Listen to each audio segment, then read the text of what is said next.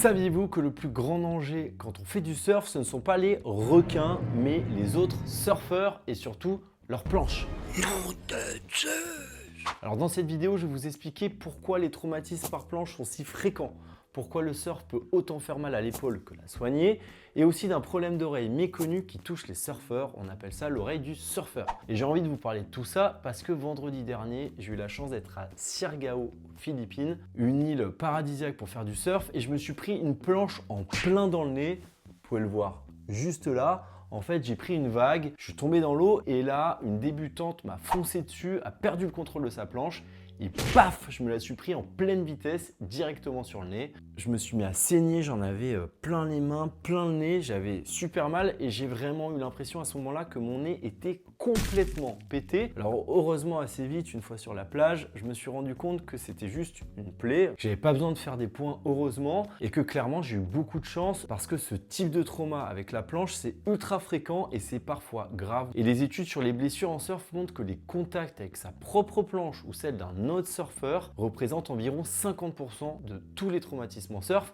Donc c'est de loin la première cause de blessure. Et ça arrive surtout quand il y a plein de monde et quand il y a des débutants, car plus il y a de monde, plus il y a de débutants, plus il y a de risques de perte de contrôle de la planche et du coup de se la prendre dans une partie du corps. Donc comme disait Sartre, en surf, l'enfer, c'est les autres et surtout les planches des autres. Et pour éviter tout ça, le réflexe le plus important à retenir, c'est de protéger votre tête. Quand vous tombez, mettez les bras croisés devant le visage et plongez. Et évidemment, gardez vos distances avec les autres surfeurs, respectez les priorités et surtout contrôlez votre planche, ça c'est super important. Donc là, je viens de vous parler des blessures visibles, mais les surfeurs se plaignent aussi de douleurs aux épaules. Car surfer, c'est bien sûr glisser, tout le monde le sait, mais c'est surtout ramer. Lors d'une session de surf, on passe plus de la moitié du temps à ramer et moins de 10% du temps à être debout sur une vague. Alors parfois, je me demande clairement pourquoi je fais ce sport. Et en fait, la rame, c'est des mouvements répétés au niveau des épaules. Donc forcément, ça peut favoriser des douleurs, surtout si c'est lié à une surcharge ou à une technique de rame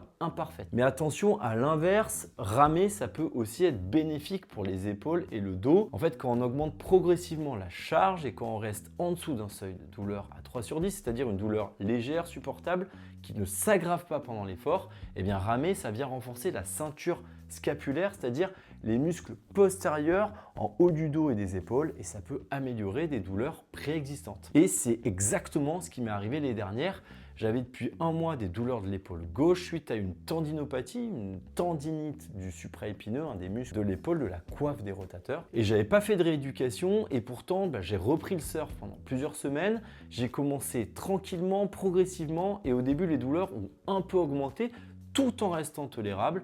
Puis au bout de 10 jours, elles ont complètement disparu grâce à la rame qui m'a renforcé la ceinture scapulaire. Donc au final, faire du surf, ça peut faire mal aux épaules, mais ça peut être aussi bénéfique grâce à du renforcement. Évidemment, tout dépend de la charge et de la progression. Donc si vous avez quand même des douleurs liées à la pratique du surf, n'hésitez pas à consulter un médecin du sport. Enfin, il y a un dernier problème peu connu en surf, c'est l'oreille du surfeur. Quand on fait du surf, on est très exposé à l'eau, au vent et peuvent apparaître à l'intérieur du conduit auditif des petits bouts d'os et ça va faire rétrécir le conduit auditif. C'est ce qu'on appelle l'exostose du conduit auditif externe.